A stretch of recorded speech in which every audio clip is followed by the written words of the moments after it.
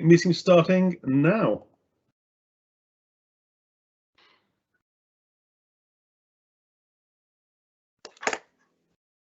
Hello everyone, just checking that I am now live. Stu, am I live? Yes. Hello everyone, welcome to this event tonight, which is hosted by the Amnesty International UK Anti-Death Penalty Project. So thank you to Amnesty for hosting this event on this day, which is filled with so much emotion for so many of us.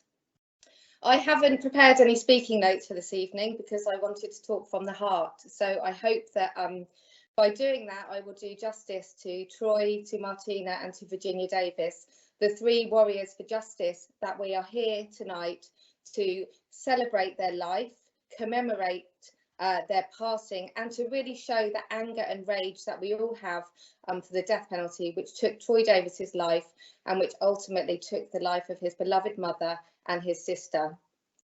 Today is a very strange day for so many of us. It's 10 years since Troy was executed, 10 years since the state of Georgia killed who I consider to be an innocent man. Amnesty International takes no position on innocence or guilt. It opposes the death penalty unconditionally wherever it may take place. I had the privilege of working with Troy and his family for many years, and there's no doubt in my mind that the state of Georgia killed an innocent man. Before Troy was killed, he tasked his family and friends with a challenge. That challenge was to continue the fight. You'll see a slide on the screen there which says the struggle for justice doesn't end with me. This struggle is for all the Troy Davises who came before me and all the Troy Davises who will come after me. Troy gave those words to Wendy Gozan-Brown, who was the media director for Amnesty International USA, when she visited him the day before his execution. Wendy brought those words back to us all, and we all agreed that we would continue to fight, not just for Troy, but for everyone else, so that no family have to go through what the Davis family went through again. I'm going to introduce our very special guest to you in a moment. We've got a panel which is quite something really, I think, and I feel incredibly humbled that so many people have wanted to join with us to talk about Troy this evening and to remember him. But first, I'm going to give a very quick recap into what happened to Troy Anthony Davis. In August 1989, a young off-duty police officer named Mark Allen McPhail was tragically murdered in a Savannah parking lot. He was pistol whipped once and he was shot twice, once in the head and once in the chest. An altercation had happened in the parking lot that night, and the following morning a man called Sylvester Red Coles went to the police and said, "I was there that night. I saw Troy Davis kill Mark Allen McPhail." Now, rather than question Mr. Coles' testimony, the police bought his lines hook, line and sinker. They knew that a young black man had killed Officer McPhail, and it seemed that any black man would do. Troy Davis ultimately became the black man that would do for the state of Georgia. The next day, Troy's face went on the front page of the Savannah Morning News under the headline, "Cop Killer Wanted Dead or Alive." In 1989, Troy was found guilty of the murder of Mark Allen McPhail. In 1991, he was sentenced to death. Through 20 long years, the Davis campaign campaigned to get Troy off death row to stop his execution. The family went door to door through the churches, through their local communities, begging people to listen to their story. His strongest advocate, his sister Martina. Then along came Laura Moy and Wendy Gozan-Brown, who between them turned this into a global campaign by bringing Amnesty International on board. Wendy, the communications genius, and Laura, the campaigning genius, came out with a campaign which gave us very, very clear headlines. Why the execution of Troy Davis was so wrong. Over the 20 years between Troy getting sentenced to death and being executed, 7 of the 9 prosecution witnesses on whose testimony Troy was convicted recanted or changed their testimony. Many of them cited police coercion and other questionable techniques used by the police to convince those so-called witnesses to testify against Troy Davis. In the summer of 2010, we sat in a courtroom in Jackson, in Georgia, in Chatham County, and listened to an evidentiary hearing. The Supreme Court ordered this, the first hearing of this kind in more than 50 years.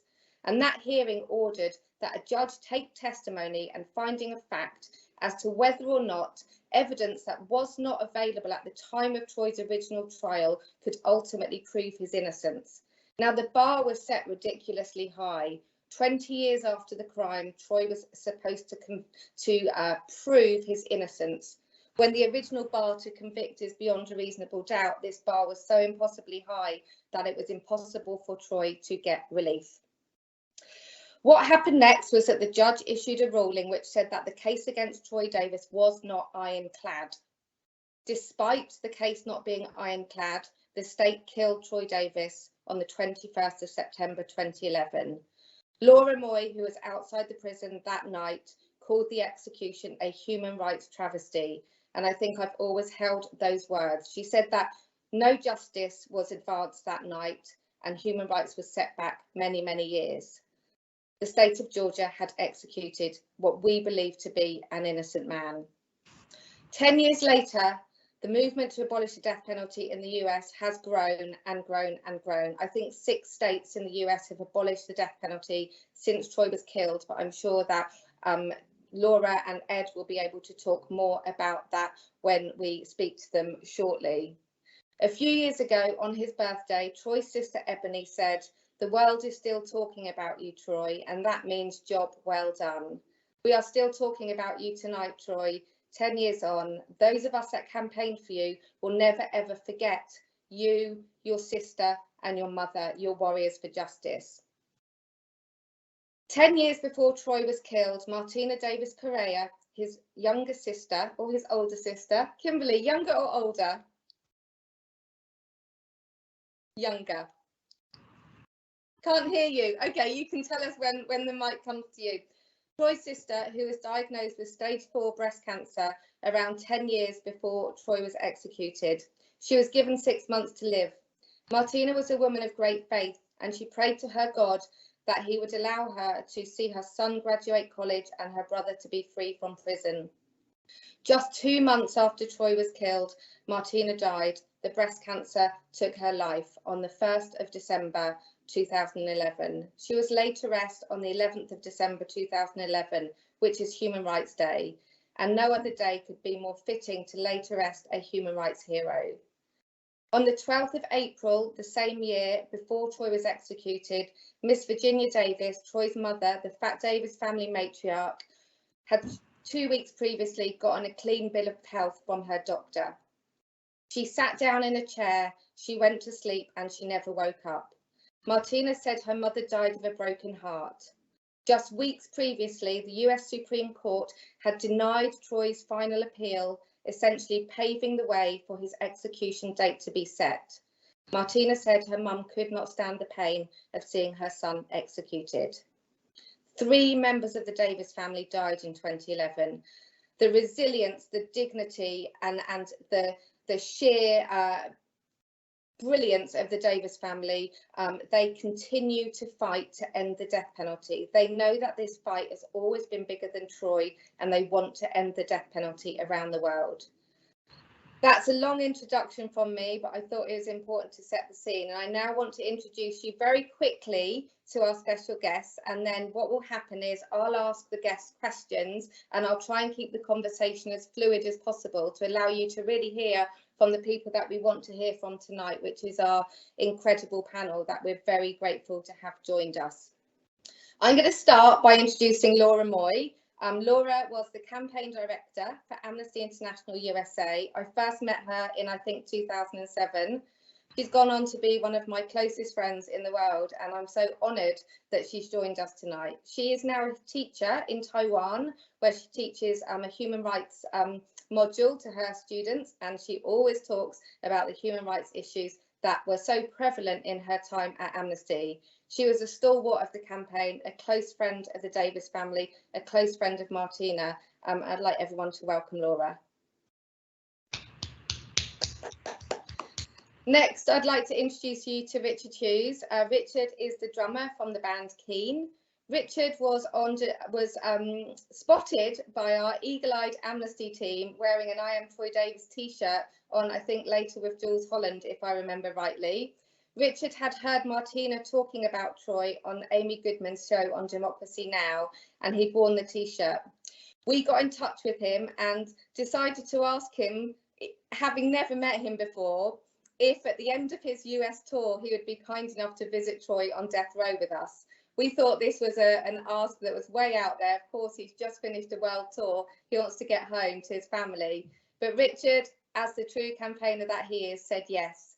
We met in a bar in Washington, DC with Alistair Carmichael, MP for Orkney and the Shetland Islands, and we embarked on a road trip to try and save Troy's life. And I think that's bonded all of us together forever. So thank you, Richard, and welcome. Next, I'd like to introduce Ed Pilkington. I met Ed in the courtroom in Missouri in 2012, and I think I probably embarrassed myself by telling Ed just how brilliant his work was. Ed is one of the finest writers of our time.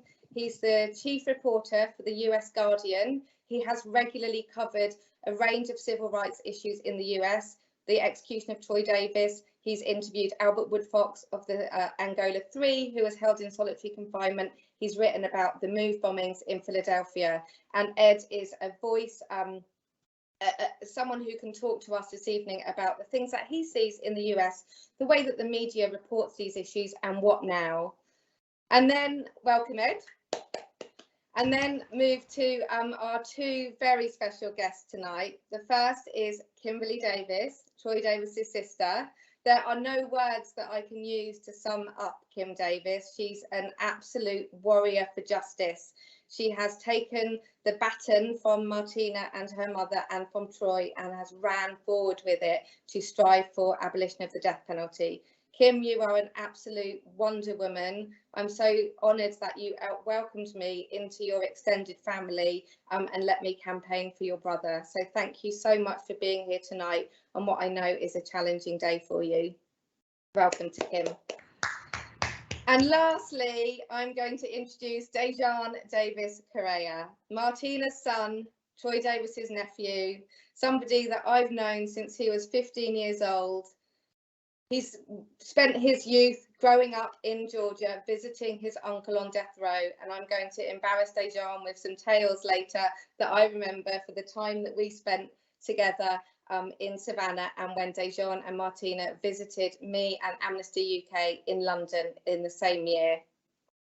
Dejan went on to study at Morehouse, where he graduated. He is now an engineer and he has his own business, which we're going to talk about when we speak to Dejan tonight. So what I will say is, if you are into cars and you like buying things for your cars and making them look better than they already do, Dejan is your man. I'm going to ask him at the end to tell us his website and how everyone can find out details of his business, and so that they can support him and, you know, get involved in the work that he's doing. He's also an advocate against the death penalty, an amnesty advocate, an NAACP activist who has really spent his entire life not only campaigning for Uncle Troy, but campaigning against the death penalty. Welcome, Dejan. It's so nice to see you tonight. So now I am going to start the questions.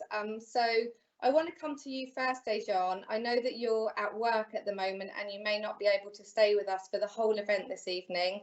And I know that you're busy in your new job, but I want to come to you first. Can you just talk to us about Uncle Troy, just to tell our audience who Uncle Troy was and what he meant to you? Let's see. Can everyone hear me? You guys hear me now? Cool. Hello, everyone. Thank you for having me. Thank you for having the family.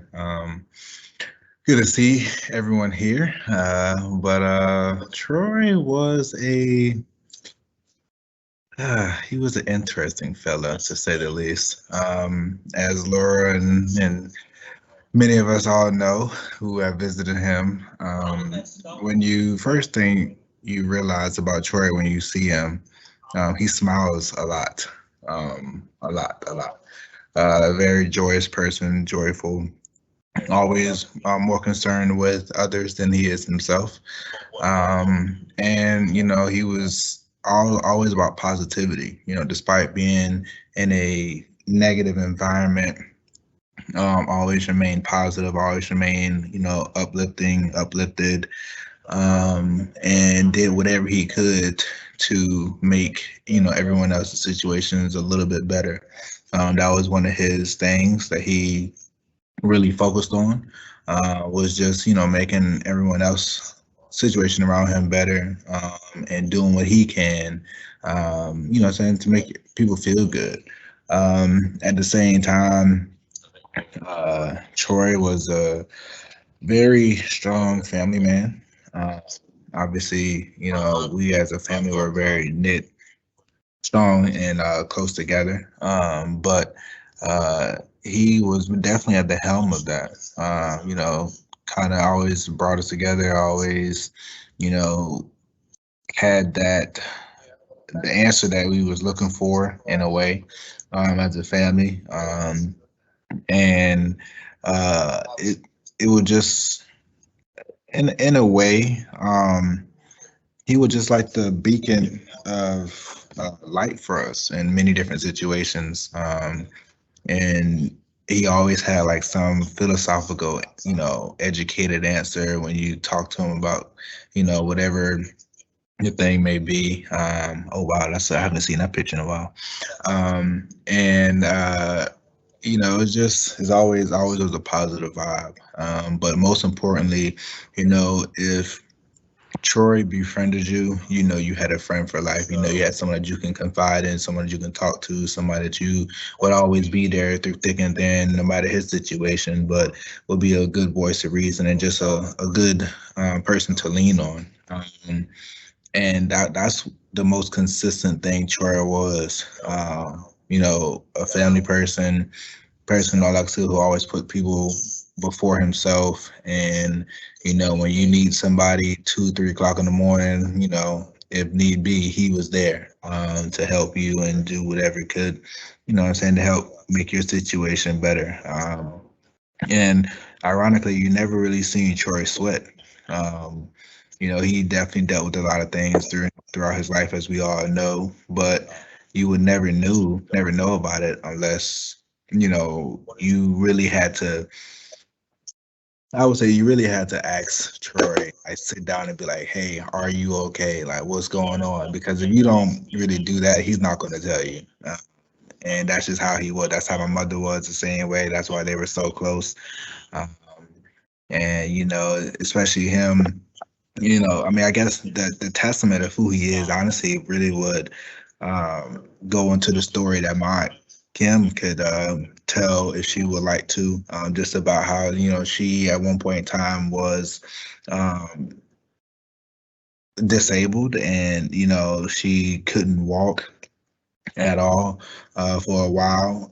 But Troy, you know, while my mother was working during the day, and everything, and my aunt needed, some around the clock help with different things, and just a daily day-to-day things that would need help. He actually decided to go to night school and finish school in the night, and got my aunt. I forgot how long it took, but pretty much got her from not walking to walking. um, and that alone is a testament as to who he is as a person, and who um, the type of people we are as a family, because we are willing to do whatever needs be for whoever in our family, and to support them through however long it takes, but at the end of the day, to be that support system that they need. Yeah, thanks, Dejan. Stuart, who's kindly working the magic behind the scenes. So a couple of people have texted me to say that they couldn't see the speakers on screen. I'm not sure if that was just at the beginning, but hopefully that's been rectified. If anyone could send a message to us to let us know whether you can see us now or not, that would be really helpful. Thank you. I think Kimberly's dropped off for the moment. So Dejan, I want to stay with you if that's okay. Yep. And I want to tell a story that your mum told me, which has never left me. And I know that you were visiting Uncle Troy from a very early age. I know that you were born too early, so you were a preemie baby, I believe. And Martina took you to prison when you were very, very, very small, as a tiny baby. And she put you in your Uncle Troy's arms. And Martina said to me that Troy was like he had a gold bar in his hands. There was this beautiful young boy, young child, that was in his uncle's arms. And Martina would always say to you that Troy was in a special school, because you'd ask, as you got older and you visited Troy every weekend for the first 15 years of your life, I think, as you got older, you'd say, Mum, why can't Uncle Troy come home with us? And Martina would say to you, Troy's in a special school, darling. And she knew that at some point she would have to tell you the reality of the death penalty. And I think you had a dog called Egypt, who was the family's beloved dog. And one day Egypt was hit by a car and his legs were injured. And Martina took Egypt to the vets. And the vet said, Mrs. Davis, I'm really sorry, but Egypt has 2 broken legs. It's going to cost around $10,000 to make him better, or we need to put him to sleep. We need to euthanize him. Martina knew she didn't have $10,000 to save Egypt, but, you know, at the same time, she was determined to save the family dog. And on the way home, Dejan, you, as a young man of around 12 years old, said to your mother, Mum, does the vet want to put Egypt to sleep the same way that the state of Georgia wants to put my Uncle Troy to sleep? And Martina knew at that point that she had to tell you about the realities of the death penalty. Dejan, everything about you is so courageous, it's so dignified, it's so passionate, and it is so strong. But could you just tell us a little bit about how it felt when the realization came to you that Uncle Troy was on death row? It's actually a funny add-on to that, because you made me seem like a superhero. Thank you, but not really. But you are a superhero, my friend. I'm just a regular person. But it's funny because when I was younger and like I said, I would inquire about, you know, why he was there and what was going on and why he wasn't able to come and things of that nature. Like I was always an intuitive child. Like I always asked a lot of questions. Still to this day, ask a lot of questions. I do a lot of research. Like, you know, so it's like I'm always learning about something. But when I still remember the day I asked my mom that question, and she looked at me and she was just like, yeah, he's in, what she told me, she's like, he's in school. And I was like, that's not true, because no school has yellow bars. Like, what are you talking about? And then from there, she looked at me and I could just tell she was just like, okay, I got to come up with something better or actually tell him the truth. But like you said, fast forward probably about 3 to 4 years later, my dog Egypt, she was hit outside of the house. I forgot how she got out the gate, but somehow she got out the gate, and she was hit by a car. And yeah, the doctor said, you know, either we're going to have to put her to sleep or, you know, pay for the surgery to get done. And luckily, we was able to find another doctor. I think he was out of South Carolina at the time, and I think he only charged like $1,500 for the surgery, which was great. But I did propose that question to her because, like I said, for a long time, I was always trying to figure out, okay, what question can I ask her that I know will force her hand to, you know, give up the truth? Because I've always been asking periodically from time to time, but that was like okay, yeah, yeah, there's no way you're getting around this one. And then, like I said, we had to sit down and he told me where he was and what, you know, the basic necessities of why he was there. And then she was just like, well, you have 2 options. You either sit here and read all this information and understand why he is where he is, or you can be a kid, understand that he is where he is, and just live your life and do you. And I was just like, yeah, I'm definitely going on this side. Like I'm gonna pick the side of reading all the information, find out everything. 'Cause I was like, this is my. I think I had not too long ago just started watching like NCIS and those little shows like that. So I was like, oh, this is my moment. I was like, yeah, okay, well, I'm still a kid, so I'm looking at it from that aspect, still not understanding that this is legitly like someone's life and everything of that nature. But that's how I was looking at it, and she gave me the option. I chose, and from there, the rest is history. But yeah, that's how that's how that I guess I was the straw that broke the camel back for that one. But I mean, like I said, my family they did a great job with exposing me to things when I need to be exposed to them, and not forcing anything on me, not forcing me to believe a certain way or yada yada. It was just okay if you believe this. Like me and my mom, we had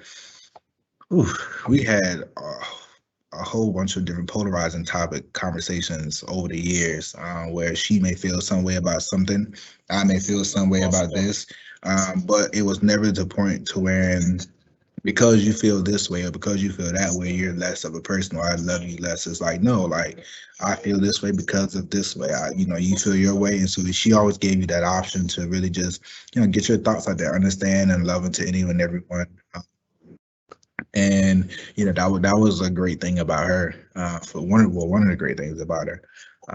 But like I said, that was a true story. Definitely a true story. Sean. Thank you. I'm going to move to Laura Moy now, to keep the conversation moving forward. Laura, you and Wendy were really the word to describe you has escaped me, but you were really the firebomb, terrible word to use, the force of nature's behind the campaign for Troy. I remember when I first met you, Laura, in about 2007, 2008, and we talked about the trajectory of the campaign and how it was going. And the first time, I mean, you had lived in Atlanta, you're from the South, you'd lived in Georgia, you'd been an abolitionist for many years, you'd been outside the Georgia Diagnostics and Classifications Prison in Jackson, where death row inmates are held numerous times, always for execution dates. You were there. Usually there'd be a small gathering outside. Remember you telling me that the first time there was a demonstration outside the state capitol in Atlanta for Troy's first execution date, that 40 people were present.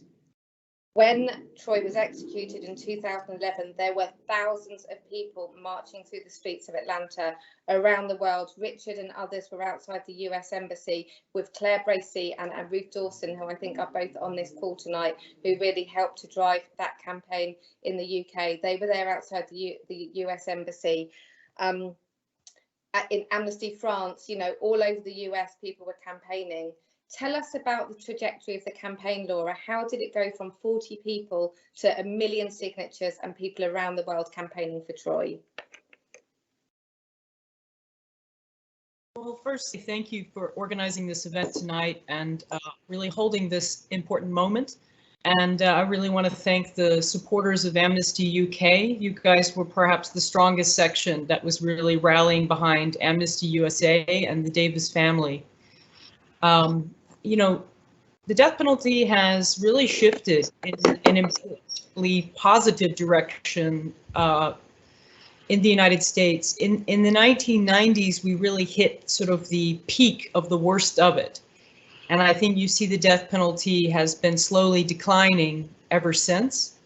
And I think it was very difficult to organize in the days when Troy was sent to death row.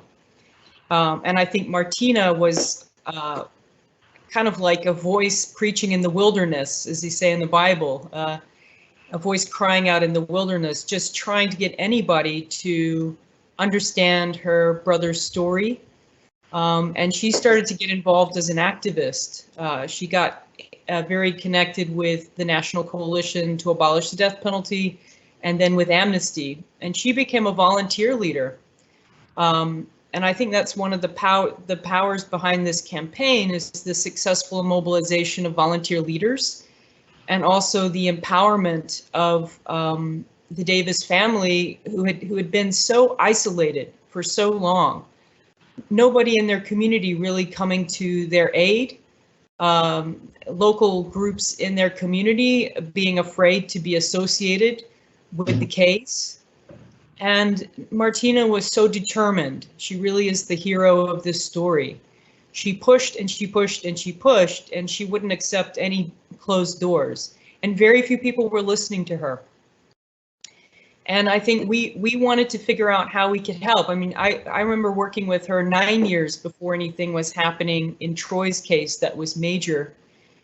And in the beginning, it was very small, and it wasn't very surprising that it was small, because all of the efforts we were making on all of the prisoners in Georgia, as their execution dates got scheduled, we would rally our troops, but it was not a big army of people, and maybe some of the most dedicated people are on the line watching this event, and I thank you for being part of the dedicated group that really has held this cause in the light for so long. So I think it was an important combination of things, including Wendy Gozan Brown, the media coordinator, just doggedly pursuing media attention. And when we said, you know, this guy's case is falling apart, all of these witnesses who've changed their stories, there's really no physical evidence connecting him to the crime. This is a big one. You know, when you talk about innocence, surely that's the case that will get you interested. Even the media was skeptical. They wanted to know, was there DNA evidence? Very few innocence cases even have DNA evidence. So it took a lot of effort to break through, but there was a lot of really creative outreach that was being done, particularly with Wendy's expertise. Black Talk Radio was an important player in this, really bringing the story to African-American communities who understood all too well the injustice of the U.S. criminal justice system and the racism that finally we're talking about in more serious ways, thanks to things like Black Lives Matter. And I think Black Lives Matter, you can trace some of its energy back to the Troy Davis campaign. But I think the fact that we were able to stop the execution 3 different times, with each time we were able to build more attention and more pressure, even though we didn't at the end of the day successfully stop the last execution date. And I think more and more people wanted to get involved, and I think they found the Davis family really compelling. They found Martina very compelling, you know, a person fighting for her brother's life.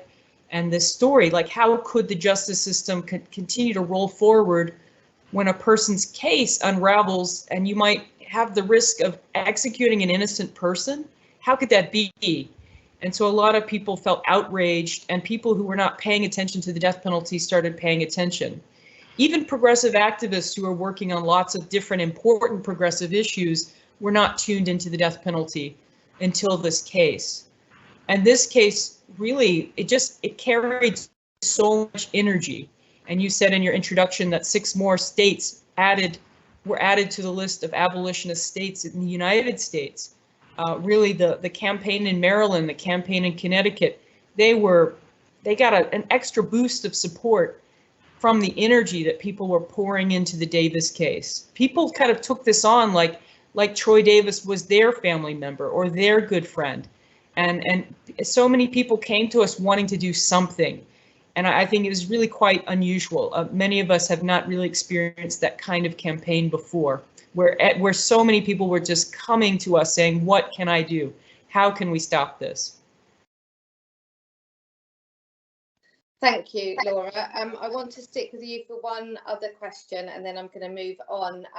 There's a picture outside the prison on the night of Troy's execution. I don't know if Stuart might be able to find it. It's an image of Laura talking to Martina. I'll shout that one there. Thank you, Stuart. This picture here shows a young woman who had travelled from California. She'd driven from, oh, I'm no longer live. Am I live still? Yes, okay.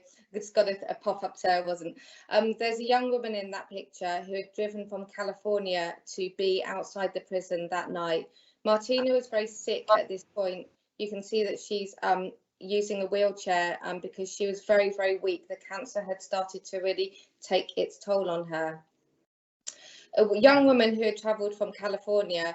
Martina called over to Laura, Laura, come over here. I want you to meet this woman. And Martina explained, this woman's travelled from California. You must get in touch with her. You must keep her plugged into what's happening for the death penalty. I can see Laura is remembering this as we're telling the story. Our good friend Scott Langley, who was outside the prison that night to bear witness, to take these photos, to show the world what had happened. By the time Scott could bring himself to do the horrendous job of going through these photographs, it was a few days later. The timestamp on this picture showed 11:08 p.m. The time that Troy succumbed to lethal injection was 11:08 p.m. At the very moment that Martina's beloved brother was executed by the state of Georgia, what was she doing? She was organising against the death penalty. She was campaigning. She was making sure that another activist was being plugged into the movement by talking to Laura. Martina really was a force of nature, and she touched all of our lives in a way that I think has changed us all forever. We had a meeting last night, a private family meeting event with the Davis family, and we all said on there that this has changed us all forever.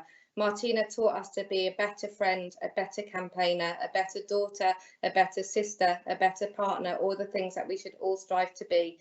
Laura, just tell us about our friend Martina Davis Correa. Martina was an exceptional person and an exceptional activist.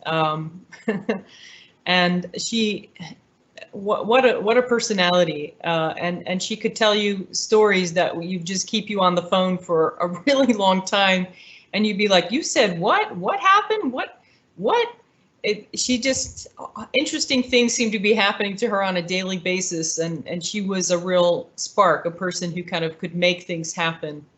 But I really think of sort of three things that were special about this campaign that are some of the many lessons learned. And I think there are just so many lessons we can learn from the movement that was built around Troy. And one is to really, I think the power of amnesty should be about handing a microphone to the affected, handing a microphone to the targeted people who are suffering the human rights abuse.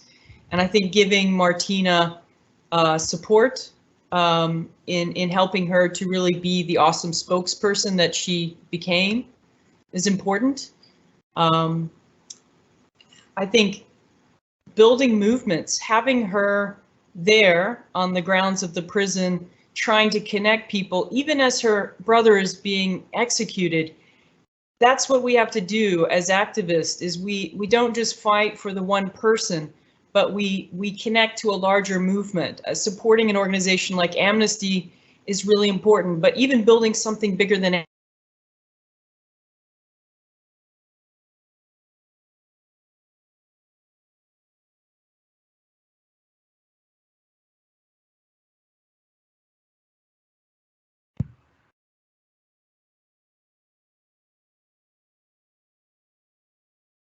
Has Laura frozen for everyone or just for me? Frozen. Laura, you frozen. If you can hear me, I'm going to move the conversation on. I'm going to come to Ed now. Ed, thank you for joining us tonight. One of my favourite journalists in the world. I think that it's such a joy of my job that I get to work with these amazing, talented writers, one of whom is you. So Ed, you've done such a lot of work in the US, focusing on civil rights issues, as we've said, the Move bombings, Mumia Abu Jamal, Troy Davis, Reggie Clemens, Albert Woodfox. And I know you've done a lot more broadly. In terms of what you see in the US, so you're still based in New York, how do you think the execution of Troy Davis has helped to open up the conversation about the death penalty? Thank you very much, Kim. You've turned me the colour of my background, completely bright pink. But I wanted to thank you for today. I also want to thank the Davis family and Amnesty. It's been my first chance to do this, for the extraordinary energy that was just kind of unleashed around the appalling execution of Troy Davis. And I mean that personally, because at the time, and still to some extent now, I was doing a lot of death penalty reporting. And I think, like campaigners in the death penalty area, it was a lonely job. You know, with most cases, the level of interest was kind of fairly low. You were fighting a level of indifference, which in America, I felt even in progressive circles, because there's so much else in America to be worrying about. That the international support that was generated around Troy Davis's case, and the domestic, particularly domestic anger that was unleashed, was so unusual and so powerful that it helped all of us in this space, whatever we were doing, whether you're like me reporting, whether you're a campaigner or a family member. It helped us sort of raise our game and get people to think more about the appalling things that were happening and are still happening routinely. And that's the appalling thing I think about the death penalty. You know, in my reporting, almost any case you look at that gets as far as execution bears really unconscionable problems, whether it's the lawyers were drunk or asleep in the courtroom during trial, which has happened several times, or there were real innocence questions around the case, as in the case of Troy Davis, and yet it went all the way to execution. Or the person was mentally ill or had disabilities, intellectual disabilities, which accounts for a huge proportion of cases that go all the way to execution. So, having written in the wilderness, suddenly there I was. I too was outside the diagnostic on the night he was executed, with this extraordinary, enormous crowd of people, which really took me aback, followed by the outpouring of SWAT police and police helicopters that descended upon us and treated us as though we were criminals ourselves. And I mean, just think about that. Here were about 1,000 more people protesting in order to save someone's life, and the response was a military one. Literally, it was a militarized response of the sort we next saw most impactfully in Ferguson 3 years later. One of the really important birthplaces of the Black Lives Matter movement. And as Laura said, I think the link from Troy to Black Lives Matter is direct and important and should never be forgotten.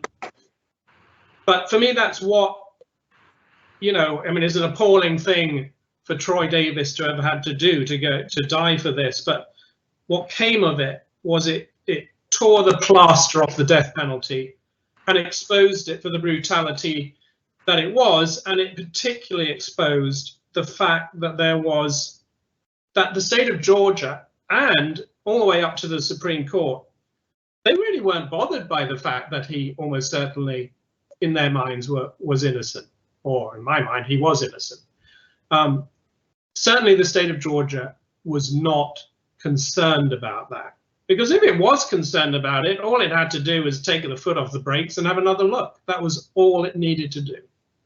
But it didn't, which said to me that the state of Georgia didn't care about the fact that they were about to kill an innocent man. And I don't want to put a dampener on this evening, but I do want to say that the urgency for campaigning, for energy, for fighting, is exactly as strong as it was in 2011, 10 years later. And I'll give you one example why. We're about to get a really important Supreme Court case in November. It concerns two death row inmates, one of whom the evidence is so strong that he was innocent that a federal judge ordered his release, right? That's strong. The state of this is in Arizona, the state of Arizona protested, and the case it's now taking to the Supreme Court is permission not to present new evidence in the case that proves this inmate's innocence. They're going to the Supreme Court to say the federal court should not be allowed to intervene in this case and should not be allowed to demand a rehearing of it, because we want to go ahead and execute this person, and it's our decision as a state to do so. And the fact that a federal judge thought the evidence was strong enough to release the man. We're not bothered by that. So here we have another state, Arizona, demonstrating they do not care about innocence. And so, you know, the fight continues, and I think it's great we're taking a moment to celebrate the extraordinary work that was done 10 years ago and after that in this particular case. But I do urge you to realize that this is not over. The fight is as kind of existential as it always has been. Thank you, Ed. Thank you, Ed. That's a really powerful call to action, and I think everyone will take from that this evening that the fight really is not over. I'm going to come to Richard now and then to Kimberly. I feel that I had lots of time and the time is ticking really fast, so I'm sorry that we've not had as many questions. But Richard, you were such a brilliant campaigner to work with. What you brought to us was this huge network of people. You know, you used your position to really bolster the campaign, and I think it's absolutely undoubted that your involvement led to thousands of people getting involved in the campaign. So I want to go back to Troy and who Troy was. You and I visited Troy together with Martina, Virginia and Laura and Alistair in 2009. How did you feel going from, you know, essentially your day job of drumming in front of thousands of people to sitting in a 6x9 room with me and Laura and others and visiting Troy? Could you just tell us a bit about that day? Sure. I mean, it was an extraordinary experience. It's definitely the strangest and most remarkable thing I think I've ever been involved in. And I mean, at the time, there was a sort of young, I guess, teenage Dejan bouncing around in the background, although I think you couldn't come that weekend because there were so much of us, so many of us visiting that there wasn't space for you. I guess numbers are limited, but yeah, it was an incredibly hot day. I don't know if you remember, the aircon wasn't working in the prison, and I think it was maybe September. I'm not sure what, but it was hot. It was so hot, and we were just sweating just profusely, and you know, just trying to get Troy. I remember, you know, Troy's mom was trying to get him to eat, you know, making sure he ate his lunch because we were just talking. But the overwhelming thing coming away was just what a positive, just force of nature Troy was, and you know, the love within that family and the positivity that they brought in a situation which you would imagine would be unbelievably negative, because it's on the face of it, it's the worst situation you could conceivably be in. But they were just so positive, and Troy himself was so positive, and that was just infectious. And I'm sure, you know, that spread out through the family, and I'm sure that's why, you know, there were so many people aware of his innocence and the travesty of justice that, you know, that was the, you know, the miscarriage of justice that was happening in executing him. When we left, I just thought we should bust him out. It was just bonkers. Like what? Like we were just let out, and he wasn't. And the death penalty is such an abstract concept when you grow up in a country where it doesn't exist. So going and meeting somebody who's actually, you know, on death row and facing execution is so different. If you're British, you don't hear on the news that somebody was executed in a prison last night for something. You never hear that. It's something that hasn't happened for a long time. And I think if there's one thing we can bring to it, it's the idea that there is a future without the death penalty that can happen, because there used to be the death penalty here and now there isn't, and it will one day, hopefully, and I think Ed's right to point out there's a lot of work to do, but hopefully one day it will be as strange to think about it having happened there as it is to think about it having happened over here. Thanks, Richard. And I could see Dejan's face as you said, we should have just bust him out. And I'm thinking, Dejan, probably had that thought many, many times before. I remember Richard saying that same day. That's why it's so funny to me, because he was sitting there sweating and he was just like, man, we got to get out of here. We got to get you out of here. I remember that. That was hilarious. Oh gosh, Kimberly, you've been I know you disappeared for a bit, you went offline, so I'm sorry that we haven't brought you into the conversation yet. I'm so glad that you've been able to join us again. Kimberly is Troy's other sister. Troy has had 3 sisters, Martina, Kimberly and Ebony, and a brother, Lester. Kimberly, Dejan was talking earlier about what Uncle Troy meant to him and what Martina meant to him, and obviously his grandmother. Could you share any memories of Troy with Amnesty UK activists tonight? Troy as a young lad, as your brother growing up, and the things that he did for you. I know Dejan touched on the fact that Troy, and I remember you telling me the story, he made you walk towards him when you were using your wheelchair because he wanted to see you walk again. Would you mind sharing that story with us tonight? Yes. Thank y'all for having me also. With that, I was actually diagnosed with multiple sclerosis at the age of 15. The doctors told my mother that I would never be able to walk again. And Troy was actually my hero because I remember, my mom, she, I was at the hospital where she was working, but, my mom, she was at work, and when she got off work, she came up to the hospital, to visit me in the room. She went home and got my siblings. They came back to the hospital, stayed with me, until it was late night. That they had to go back, take them home. She had to come back to work. And I can remember, Troy actually disenrolled himself out of high school in order to be able to help my mom. She didn't know anything about it. Troy was actually, he disenrolled himself out of high school during the day, only to enroll himself in school at night. And he actually worked during the daytime. And so when I was able to get out the hospital, I was actually in a wheelchair. Troy would actually take me to physical therapy. He would take my mom to work, come back and he would go to work, come back and get me, take me to physical therapy, bring me from physical therapy, then bring me back home. Before I was actually paralyzed, me and Martina, actually, we played basketball together. I ran track. I was in the marching band. And I can remember me just saying, that I would never be able to, be in the band again, never be able to do the stuff that I actually did before. But I remember Troy actually, he told me, he said, I didn't have to give up, being in the band. I didn't have to give up being in track. I didn't have to, give up being in the Olympics.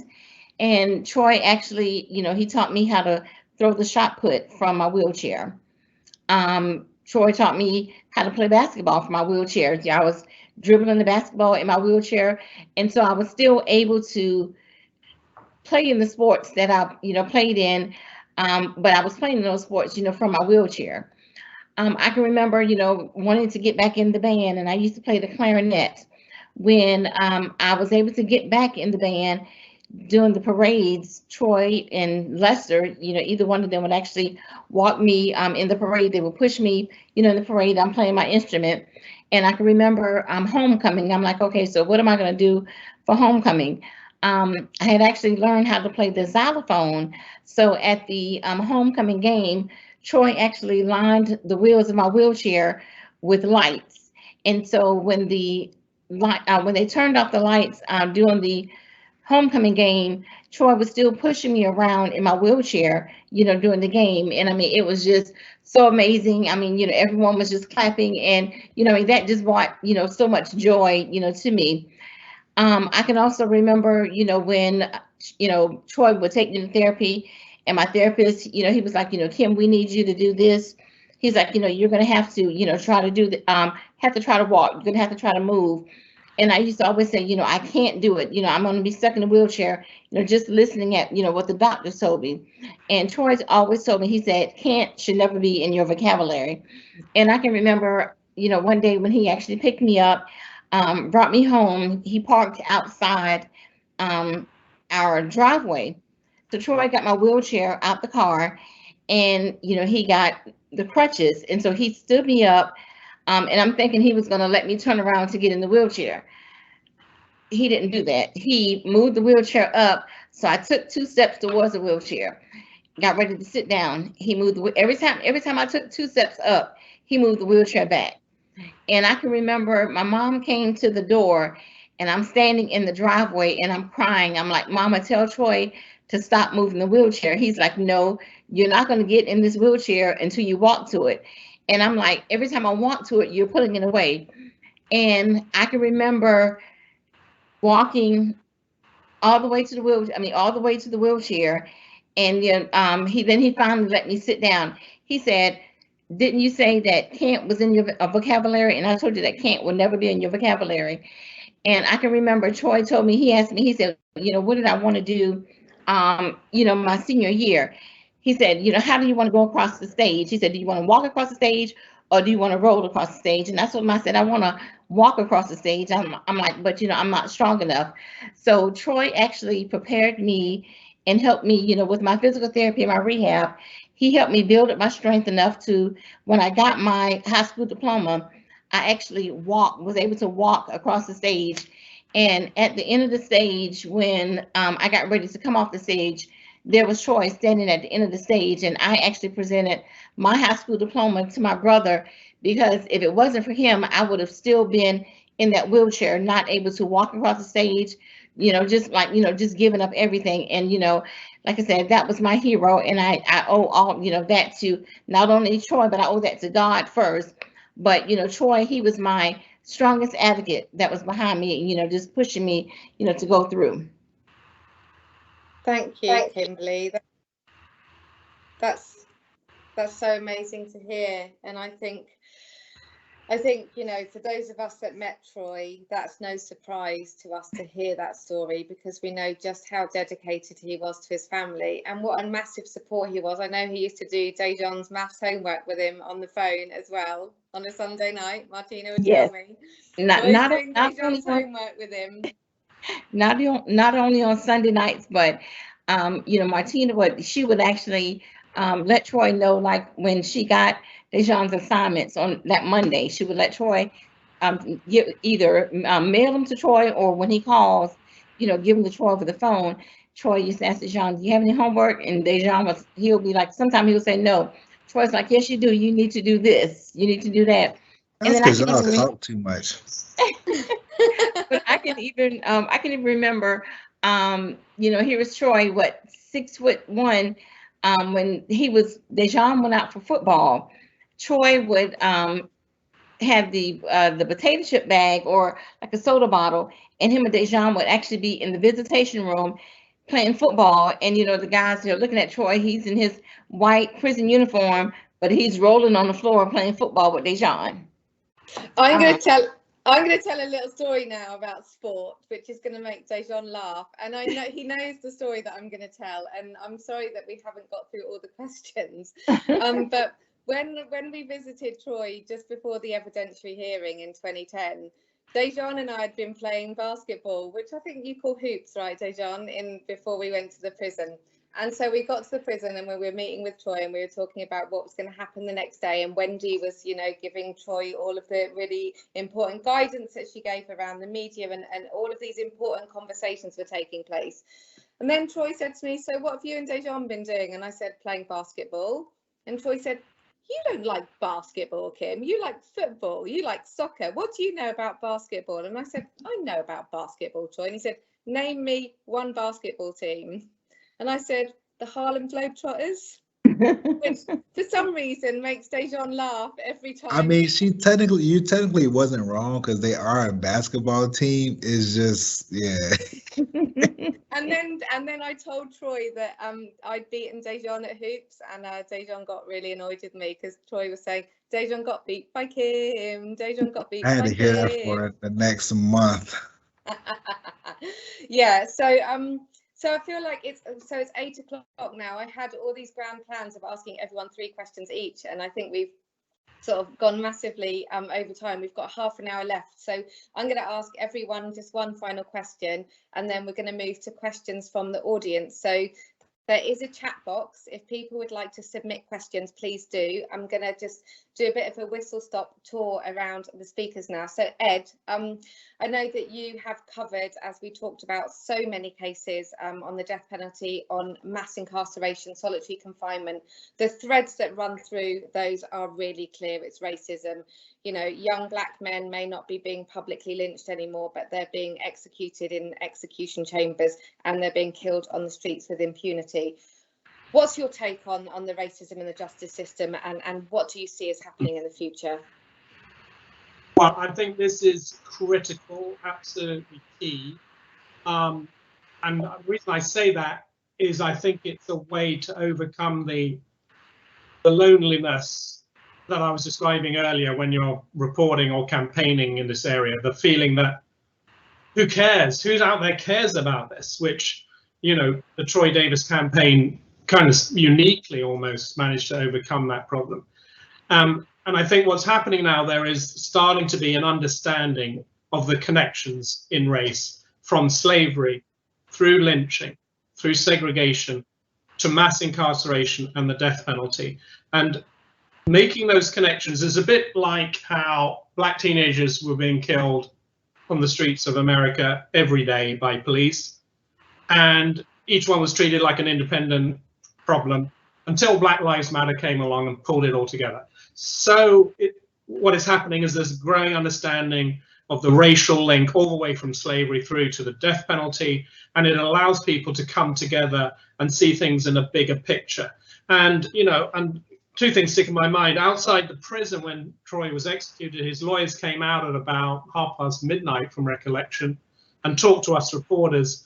And one of the lawyers said this was a legal lynching. That's how he described the execution of Troy Davis. I think that's a really significant statement. And it ties in with the history around the 1930s. Lynching started to recede as people campaigned against it. What started to increase? The death penalty. The death penalty brought lynching indoors and kind of gentrified it. And that's what's happened. And we're living still with it today. And I'm starting to see this understanding develop. It's coming through Black Lives Matter. It's coming from, I just was in Montgomery last week, incredible new museum down there in the lynching memorial, which is, you know, writing this history in front of us. I recommend anyone who's down in the South, go to Montgomery and see it for yourself. And it gives me hope that with this understanding and this realization that, you know, we can all come together and the campaign will start to grow again.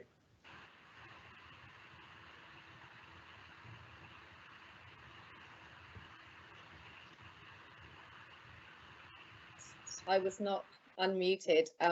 Sorry about that. I was just thanking you, Ed, for making those connections between the death penalty and lynching. I think if anyone's looking for a resource, I would recommend reading Just Mercy by Brian Stevenson, who's the Executive Director of the Equal Justice Initiative. It's a really great book. Laura, I'm going to come to you next. You were involved in the movement for so long. What do you think activists can do now? That's a big question, and one which I didn't tell you I was going to ask, but just to try and wrap it up. Well, good, and I'm sorry my connection was so weak that I cut out earlier, but I think it's important to be connected to an organization, at least one organization, and to get connected to a larger sense of movement. And for me, you know, I'm not a campaigner anymore, but I'm an educator. And I think there are lots of different ways to make a contribution. For me, it's on a daily basis. I teach social studies, or as I like to say, critical thinking and human rights. And so I think everybody's got to figure out, like, what is their part and what are the skills and the talents and the resources they can give to the movement. And that may look different in different parts of your life. But I think just some of us were chatting with each other yesterday about once you go through a transformative experience like this, you feel like you've just always got to be doing something.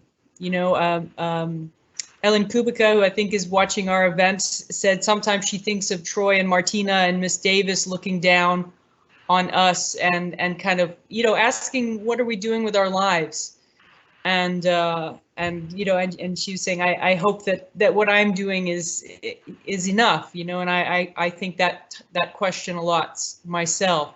So I think it's staying connected and not giving up hope. So you know, sometimes perhaps I give an overly optimistic view of where we're going in the US, but I really do think there's cause for hope. And if we don't have hope, I don't know how we fight. I don't know how we sustain ourselves. And I can tell you, when I was a college student in the 1990s, gosh, it was kind of crazy to get involved with this issue. It seemed completely hopeless.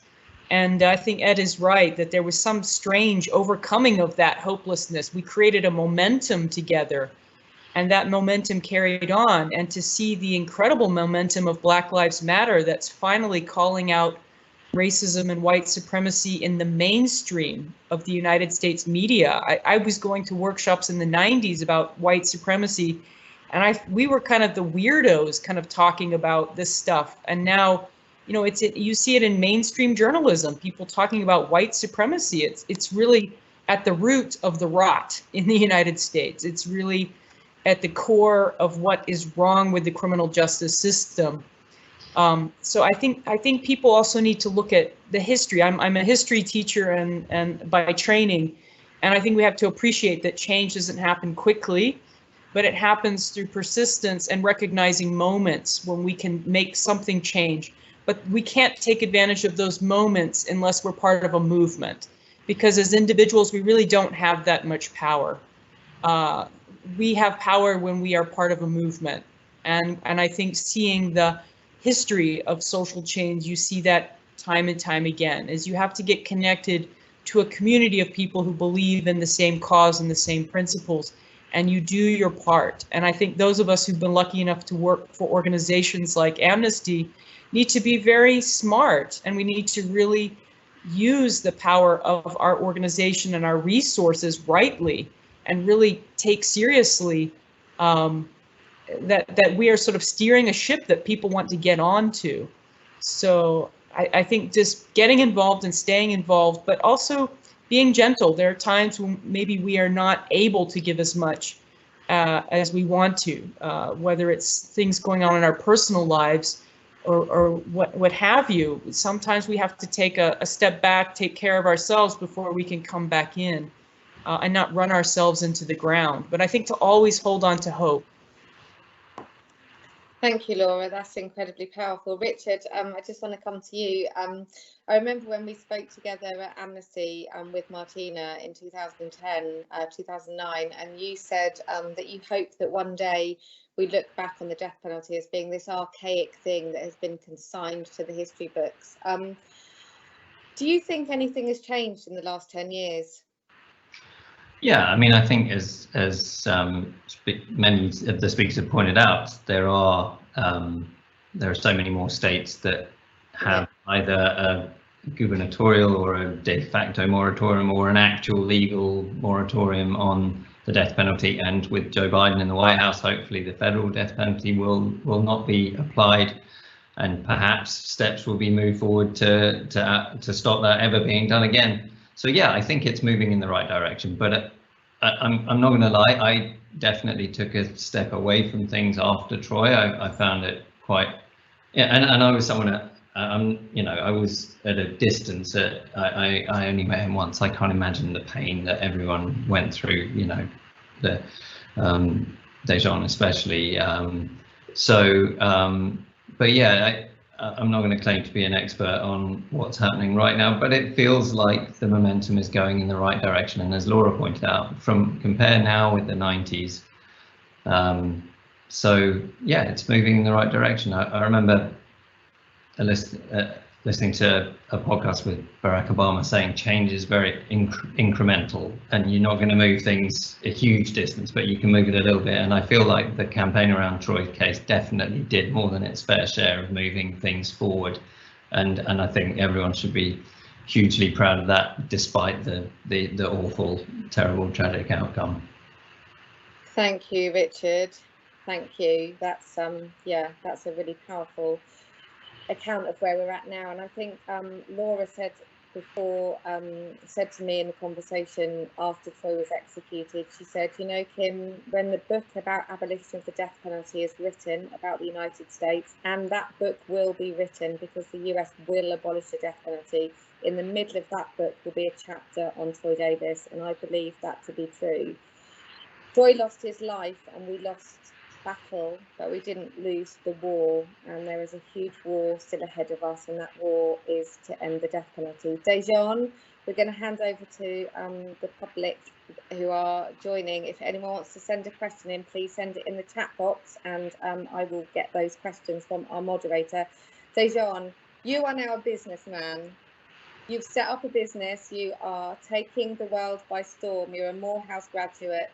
You've done everything that your uncle wanted of you, and you are an absolute star. Tell everyone that's listening about your business and what they can do and what you are doing, because this is a plug for your business. Yes. First, I gotta say, Richard, I haven't played guitar on you on the stage yet. I gotta get it off my bucket list, and it's hard. But now that things are opening back up overseas, I gotta get that. You know, we talked about that. Okay. So, Okay. can't forget. Secondly, as Kim has said, everyone, I have graduated college, got a degree in physics and minor in math. I am an engineer now, superintendent, working for a construction company, working in science technology division. So I help build science labs, yada, yada, the whole nine. Right now I'm actually in the process of help building a new part to a hospital right now. It's like a 4-year project. So things are going pretty good. No complaints here. My second part of my lifestyle that I wanted to always be was a business owner, inspired by none other than that lady there, Kimberly Davis, because she's been her own business owner for, I don't know, since I can pretty much remember. She's been her own business person, and so I was inspired by her to open up a company called Dream Auto Builders. And what that company is about, it was started by 3 young men, me and 2 of my friends, and what we made was a company that you can be able to go to, and as an everyday person who has just, you know, an everyday car or even a high-end car, you could be able to go to this website and pretty much fully customize your car to the way that you would like it, and just be able to provide a service. And I'm very passionate about cars. It's kind of a low key thing. I'm not like a gearhead or a person who, like, you know, can build a car in 3 days. I'm not that type person, but I do have respect and love for the automobile, you know, lifestyle. And yeah, we just decided that we wanted to do it. And my friends pretty much kicked me in my butt because I was talking about it for a couple of years in college, and it just was like, you know what, stop talking about it, be about it. And I mean, hey, you know, that's kind of all it took from there. And now we're here. We just launched it in June, so it's still very new. I'm still making changes to it, still adapting to it. But like I said, it is called Dream Auto Builders. It's on Facebook, Instagram, Twitter, all social media platforms. We do have a website. I can drop the website in the chat here just for people to see it as well. But like I said, it's called dreamautobuilders.com. And you can be able to go there and, you know, fully customize a car using the platform called Interactive Garage Platform, which is a brand new platform that just kind of came out, I want to say back in March through May, sometime like that. And so we're working with very new technologies, but you will be able to go on there and pull up your car, year, make, model. We don't have every car, but we do have a large quantity of cars and companies that you can choose from. And our system updates every 2 days, so it's constantly changing, constantly adapting. Yeah, that's what I'm trying to do, guys. That's my new avenue. Because many of you guys who know me know I'm always working 5-10 years ahead. In my mind, I'm always working ahead. And so I said I want to be my own business person, and end up hopefully one day retiring and just being my own CEO and work for myself. And that's my goal, and that's what I'm working towards. So like I said, you guys can just go to the website, go to the social media platforms, and just follow, you know, comment, let me know what you guys think. Please provide a feedback. And, that's all I ask. And I just hope that you guys can continue to support me. Thank you all for supporting the family and everything that we've been going through for, all these years. And just know, I do want to leave you all with a one positive thing. Just understand that even though through these last 10 years, things have been kind of perceived to be in a way that the Davis family is kind of like, down and, a little bit kind of sad. Granted, what happened was a very, tragic situation, back in 2011, losing, my grandmother, my mother, and Uncle Troy. But we are a continuously resilient family. We stick together, we stand tall, we're doing perfectly fine. And we continue to appreciate all you guys' love and support and joy over the years. And, like I said, I'm actually getting ready, like I was telling Kim, and I might as well tell everyone else now, I'm actually getting ready to open myself back up to the public speaking world and things of that nature now that I got myself together, because my thing was going away and coming, get my own career, get my life together the way I wanted to, and I made a promise to my mother on her, the day she passed away, to say that I'm gonna go and really put myself first, and get my education and get my career and do things that I wanted to do. Because many people thought I wanted to be a lawyer or something else, but I mean, they never knew that I love math and science and was always good with my hands and things of that nature. So now that I got my stuff together, I'm doing things that I want to do. Now that I can properly open myself back up to these other avenues of outreach and things of that nature. With that being said, again, thank you all for everything you guys been doing, all the love, support, and it's just been excellent over the years. And like I said, we come a long way, but we still obviously got a long way to go, and we will continue to fight each and every day. And once again, thank you all, love you guys, and go follow Dream Auto Builders. I'm telling you, it's the new wave. Don't go yet, Dejan, because I've got a call to action at the end. We've only got a few minutes left. Yeah, everything that you've said there, Dejan, is so important. DreamAutobuilders.com. That's Dejan's business. Find them. Trust me, you will see it everywhere soon. But on the point about Dejan and his speaking, absolutely. Dejan and I have been talking about getting him over to the UK to do some speaking engagements. So we're going to be following up on that. That's a call to Amnesty. Get Dejan over. We can organise some really powerful speaking events. Kim Davis, I want to come to you.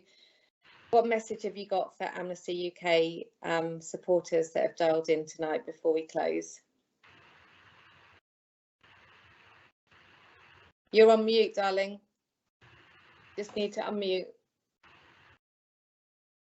Unmute yourself, Kimberly. Just to let everyone know that we are going to continue to fight. And it was so ironic because with today's scripture, it talked about us having faith, fighting and praying. And those were some of Troy's last words, that he wanted us to continue to fight, continue to have faith, continue to pray. And those were the words in the scripture today. And that's what we're going to continue to do. And just remember, with Amnesty UK, with all that we have, we're going to stick together and we're going to end this death penalty. And we just thank you for your love and your support. It's a hard road. It was a long road, but together we can make things happen and we can make a difference. Thank you, Kim. I'd just like to say one thing before we bring this to a close is in August 1989, Mark Allen MacPhail was killed, and it was a tragic death. It left a young family without a father, 2 young children without their dad, and a woman without her partner. In every single conversation that I have had with any member of the Davis family since 2007, they have always acknowledged the pain of the MacPhail family and the loss of the MacPhail family. Troy himself spoke to me and others at length when we visited him about the pain that the MacPhail family were going through. The Davis family knew that the loss of Troy was another family was grieving, but they never ever failed to acknowledge the pain of the MacPhail family. And I think we should all just take a moment this evening, as we remember Troy, Martina and Virginia, to also remember Mark Allen MacPhail, who was killed when he ran selflessly to help a young homeless person in a parking lot. I believe Troy Davis is innocent of Mark Allen MacPhail's murder. I spent a lot of time with Troy and I've read paper upon paper about his case, but we must also remember Mark Allen MacPhail. When Troy was killed, as he was being put to death via lethal injection, he raised his head from the gurney and he sent a message to the MacPhail family, and he said, "I was not responsible for the death of your loved one that night. I feel your pain, but I want you to know that I wasn't responsible." So as we remember the Davis family, let's also hold Mark Allen MacPhail and his family in our thoughts, because justice was not advanced when Troy Davis was executed. There was no justice for Mark Allen MacPhail. There was simply a cycle of violence. So if we could just take a few seconds to remember everyone whose lives were lost. And we've had questions from people on the chat box about what people can do. All the questions have been around what people can do. What I would say is this: Amnesty International is a global movement of more than 2.5 million people. I know Ellen, who is a good friend of the Davis family, has sent a message in asking what she can do. Hello, Ellen in Germany. It's so nice to know that you've joined us this evening. Amnesty is a global movement, and Amnesty says that it is a movement of ordinary people standing up for human rights. I always think that Amnesty activists, everyone that I've ever met, is an extraordinary person doing extraordinary things to advance human rights. I went to a talk by one of my favourite feminist writers, Gloria Steinem, in America a few years ago, and a young woman asked a question of Gloria. She said, "I can't do very much because I'm in high school and I don't have a lot of time. What can I do?" And Gloria Steinem said, "It doesn't matter what you do, just do something." And I think that is the call to action that I would ask everyone to take away from this tonight, is do something. If you're in the UK, sign up to Amnesty UK's anti-death penalty project. Paul Bridges, who is on this call tonight, is the chair of that network. Please send your details to Amnesty UK. Go onto the website, find the anti-death penalty project, get involved. If you are in the US, get involved with Amnesty US, get involved with the Equal Justice Initiative, look up the Innocence Project, look up all of those organisations that are campaigning against the death penalty. And one last thing that I would like to say is, when we talk about the death penalty system failing African Americans, failing young black people, let's remember the system isn't failing them. The system is working as it's supposed to, because the system is designed to fail African Americans. The system is designed to fail young black men in America. Dejan, you are a shining example of everything that is so wonderful about the Davis family. And I would just like to end this by thanking everyone, but also saying, Dejan went to college at Morehouse. He has finished his education. Troy has 2 young nieces who have their education in front of them. Dejan has taken the afternoon off work today to be with us. If you would like to make a donation, usually if we do these events in person, we would charge a ticket price. If you would like to make a donation to go towards Troy's 2 nieces, Kirsten and Bella, their ongoing education there. Kirsten is now a teenager, Bella is just a few months old, but they have their whole lives ahead of them. Let's make sure that Troy's nieces get the education that Dejan had. If you would like to make a donation to their education fund, please send me an email. My email address is kim.manning.cooper@gmail.com. I will work out a way for you to make a donation directly to the fund for their education, and a fee which I want to make sure that we can offer Dejan for taking this afternoon out of his work to join us tonight. Please get involved. Please campaign to end the death penalty. What we know is that the death penalty doesn't only take the lives of people on death row. It kills people. It kills family members. It dehumanizes people. It is not a punishment that should be used anywhere in the world. And I think the sooner that we can work towards global abolition of the death penalty, the better.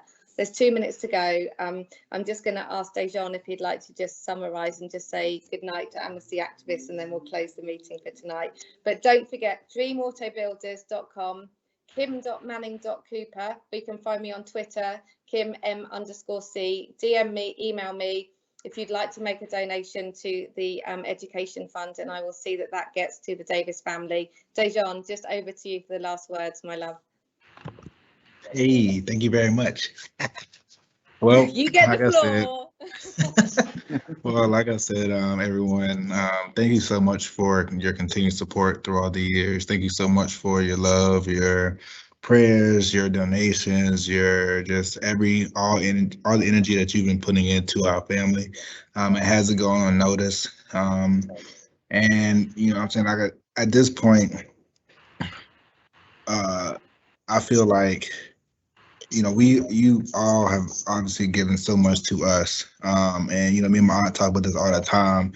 Any chance that we can get to, you know, help, you know, many other families who may be going through, you know, same thing that we've been going through, or just other situations, we definitely take the time out to, you know, put forth that same energy, because, you know, we'd be pretty much hypocrites if we didn't, you know, help those who helped us as well. So like I said, you guys have our information on how to get in contact with us. Please reach out. Please let us know how we can support. Please let us know how we can, you know, be of a service to you all as well. Because, you know, we are here to help. We're here to serve, and we're here to, at the end of the day, bring abolish the death penalty as a whole. And it takes, not like Laura said, you know, one person definitely has a vision and a voice, but as a whole collective group, we have the power to make a change. And that's what's important. One person can get in with another and having a collective vision, having a collective goal, having a collective mindset to, you know, bring down these different injustices that surround you know, not just in the country, but around the world. You know, it's a day in and day out fight.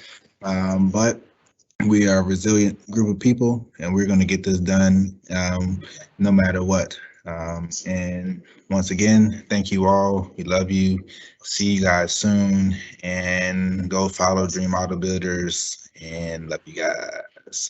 Oh, and secondly, Laura, what fountain of youth are you drinking from? What? Jesus, you like, Laura, you look just like when I first met you. I need to come over there to Japan. That's I need to go. Jeez. She looks amazing, doesn't she? She does. Wow. And like I said, I'm coming. I'm Richard. Listen, I'm older now. I can move a lot better now. Listen, I'm coming, and I'm gonna live out my rock and roll days through you. You're on. Richard, you better tell your guitarist he's got competition. Listen, I'm gonna be up there in my pick, and I'm just gonna be going. I don't know. Listen, I'm a quick learner, so you know, you could give me little chords, I'll pick it up. All right. I think everyone on the call is witness to that. Dejan is going to be the guest star with Keen. Let's put that in the headlines. Ed, thank you so much. Kimberly, thank you. Laura, Richard, Dejan, thank you, and thank you to everyone for joining tonight. I think and one good time. Let's get it for the road. I am Troy Davis. Troy Davis. I am Troy Davis. Troy Davis. One more time. I am Troy Davis. Love you all. See you guys later. See you soon. Bye. Bye-bye.